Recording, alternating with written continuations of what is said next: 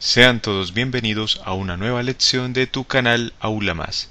A continuación resolveremos un ejemplo referente al tema del descenso del punto de congelación del capítulo de propiedades coligativas.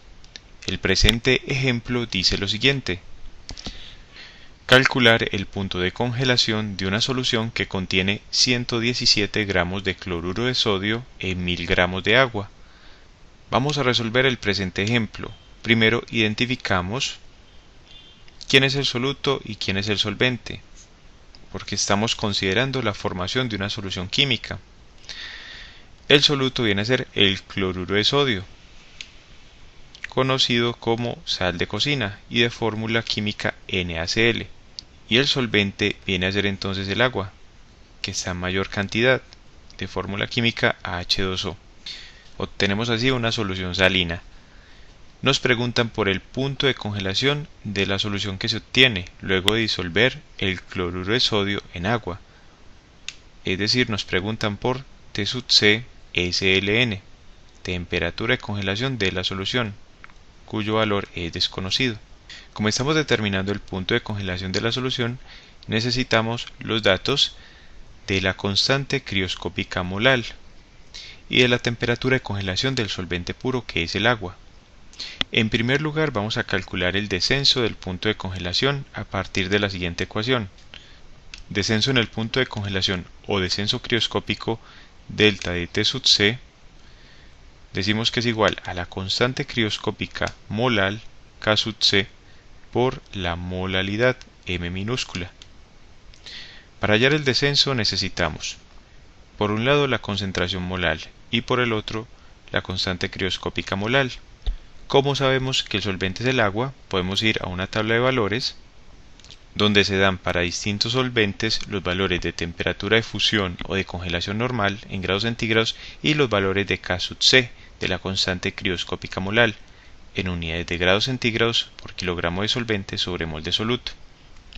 Vemos que para el agua la temperatura de fusión o de congelación normal es de 0,0 grados centígrados y su constante crioscópica molar es de 1,86 grados centígrados por kilogramo de solvente sobre mol de soluto.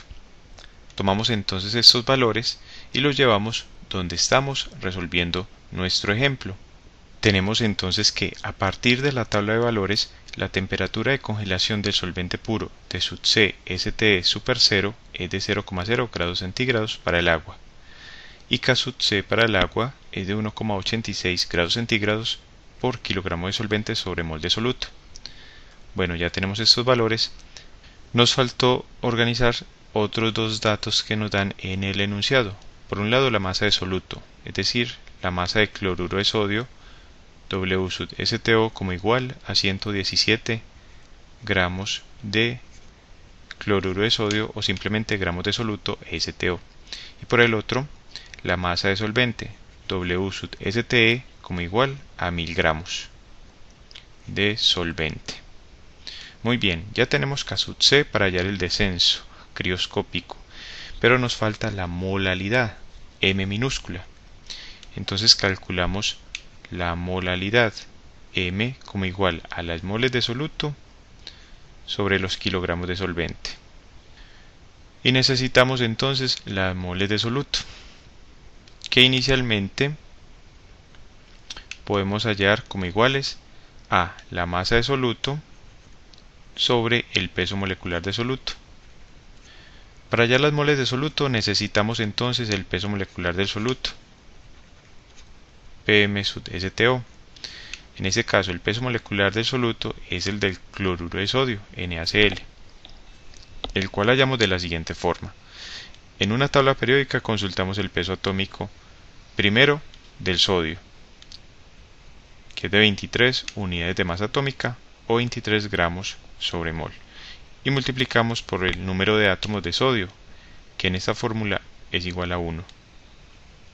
Sumamos ahora el peso atómico del cloro, que es aproximadamente de 35,5, y lo multiplicamos por el número de átomos de cloro, que es igual a 1. Efectuamos esta operación y tenemos que 23 por 1 nos da 23 y 35,5 por 1 nos da 35,5. Luego solamente sumamos dichos valores obtenidos, con lo que obtenemos 58,5 gramos de cloruro de sodio que hay en una mol de cloruro de sodio. Ok, y ahora solo tenemos que reemplazar los valores en esta ecuación y decimos que las moles de soluto van a ser igual a la masa de soluto dada en el enunciado como igual a 117 gramos de soluto sobre el peso molecular del soluto, que es de 58,5 gramos de soluto que hay en una mol de soluto.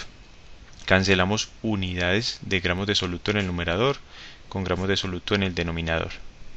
Y miremos brevemente qué nos da ese análisis dimensional.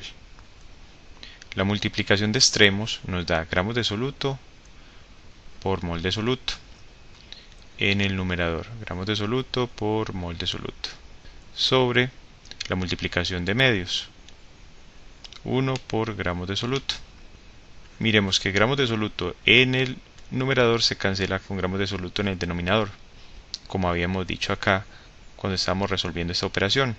Es por ello que finalmente nos quedan unidades de mol de soluto sobre 1, lo que es igual a simplemente moles de soluto. Efectuando esta operación tenemos entonces que las moles de soluto N sub STO son iguales a 2,0 moles de NaCl. Ya tenemos las moles de soluto. Pero debemos hacer claridad en algo, y es que estas moles de soluto se están suponiendo como que no se disociaran, o sea, se disuelven pero no se disocian, y esto en la realidad no es así. Por lo siguiente, porque cuando disolvemos NaCl, que es cloruro de sodio, en agua, H2O, ocurre una disociación del 100% para estas moléculas, es decir, el cloruro de sodio se separa en iones sodio, Na+, y también en iones cloro, Cl-. O sea que debemos calcular son las moles de soluto no solo disueltas, sino también disociadas, como vamos a ver. Bueno, miremos acá, tenemos entonces que van a reaccionar 2 moles de cloruro de sodio. Entonces necesitamos determinar las moles de el ion sodio y las moles de el ion cloro que se van a producir. Podemos determinar dichas moles a partir del método proporcional o el método de los factores de conversión que han sido estudiados en los capítulos de estequiometría. Vamos a utilizar el método de factores, pero cualquiera de los dos métodos es válido. Tomamos entonces el valor dado de 2,0 moles de NaCl y vamos a hallar primero las moles del ion sodio. Analizamos si la ecuación química está balanceada y vemos que sí, porque en los reactivos hay un átomo de sodio y en los productos hay uno de sodio. En los reactivos hay un átomo de cloro y en los productos también hay un átomo de cloro.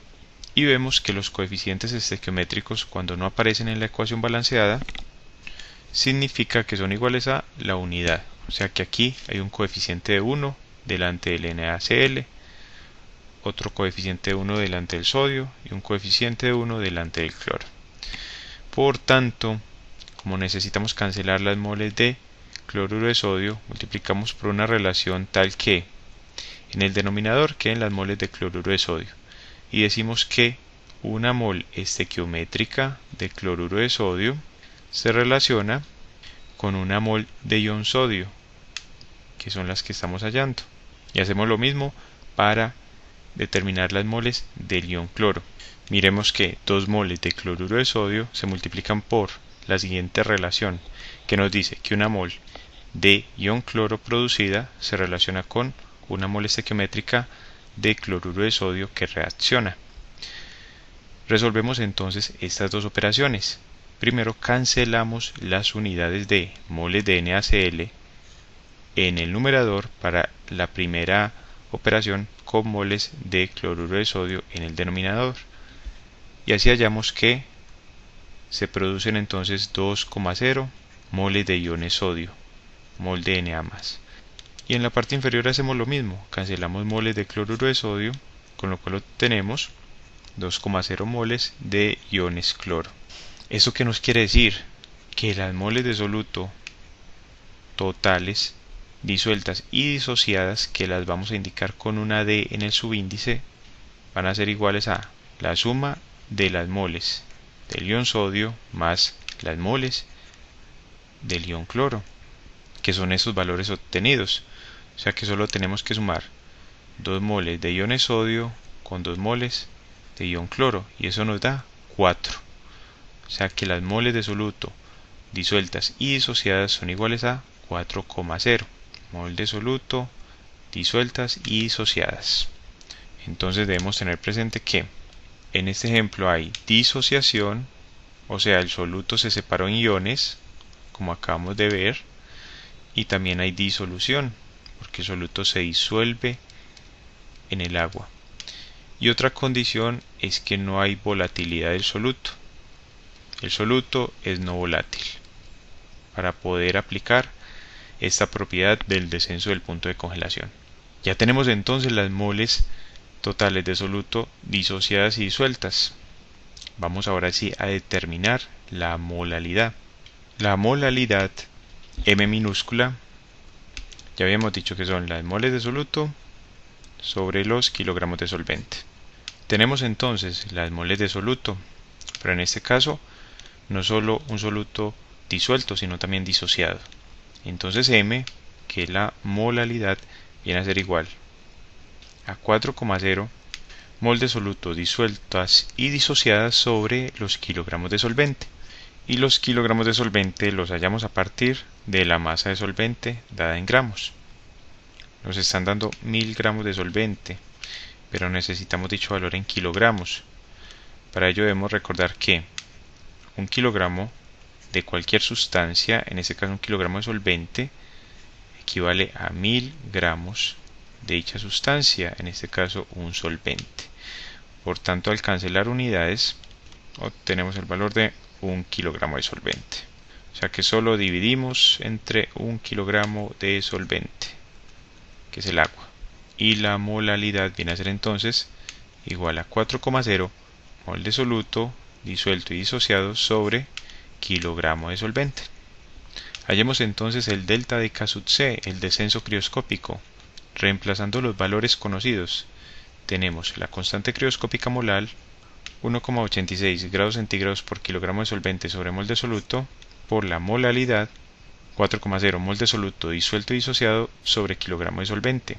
Cancelamos unidades de kilogramo de solvente y unidades de moles de soluto, lo que nos da unidades de grado centígrado. Resolviendo esta operación tenemos que el descenso en el punto de congelación delta de T sub C es igual a 1,86 por 4,0, lo que nos da 7,44 grados centígrados. O sea, esto es lo que va a descender la temperatura de congelación de la solución respecto del solvente puro. Y resumimos este valor en la parte superior. Con este valor obtenido, aplicamos la otra ecuación para el descenso en el punto de congelación, la que se obtiene de la definición directa, que nos dice que el descenso en el punto de congelación es igual a la diferencia entre la temperatura de congelación del solvente puro T sub C STE menos la temperatura de congelación de la solución T sub C SLN, que es la variable que debemos encontrar. Ya conocemos la temperatura de congelación del solvente puro, porque la leímos de una tabla de valores. Y tenemos el descenso en el punto de congelación que acabamos de hallar. Por tanto, nos remitimos a despejar esta variable, temperatura de congelación de la solución. Vemos que en el lado derecho está restando, o sea que pasamos dicha variable al lado izquierdo a sumar, con lo cual decimos que delta de T sub C más T sub C SLN es igual a T sub C ST super 0. O en otras palabras, descenso crioscópico más temperatura de congelación de la solución es igual a la temperatura de congelación del solvente puro, y ahora solo tenemos que despejar por completo temperatura de congelación de la solución. Delta de T sub C está sumando al lado izquierdo, pasémoslo a restar al lado derecho. Así tenemos que la temperatura de congelación del solvente puro T sub C ST super 0 menos delta de T sub C, y reemplazando los valores obtenidos nos permite obtener que la temperatura de congelación de la solución es igual a 0,0 grados centígrados, que es la temperatura de congelación del solvente puro, menos delta de T sub C, como igual a 7,44 grados centígrados, lo que nos permite obtener como resultado una temperatura de congelación de la solución como igual a menos 7,44 grados centígrados, que es entonces la respuesta que estábamos buscando para el presente ejemplo. Entonces miremos que la solución va a solidificar o a congelar a una temperatura inferior a la del solvente puro, a una temperatura de menos 7,44 grados centígrados. Desciende un valor bastante significativo con respecto al valor de la temperatura de congelación del agua pura a condiciones normales. Por eso es utilizada esta propiedad para evitar la formación de nieve en países donde se dan las 4 estaciones, porque este descenso en la temperatura de congelación conlleva a que el agua no se cristalice y, por ejemplo, los vehículos en las calles de esas ciudades se puedan mover sin dificultad. De esa forma entonces concluimos la presente lección. Te invito a que sigas estudiando con nuestras lecciones, a darle me gusta a este video tutorial y a suscribirte a nuestro canal Aula Más, tu canal para aprender más.